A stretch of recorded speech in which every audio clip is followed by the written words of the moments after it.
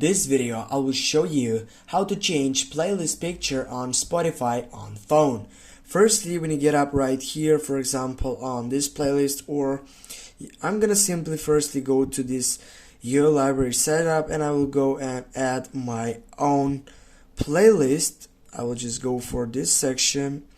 I will go create one of them, and then what you need to do to take off and simply just and now if you go for edit playlist, as you can see here, you have change image. If you tap on that selection and if you go chose photo, or you can take it right now in the moment, but I'm gonna go and select from my gallery, go to your images, and then for example go to camera, then you need to select the right one. I will go and take it easy with this side. And what you need to do next, you need to crop or to adjust that setup on this profile. Just go use photo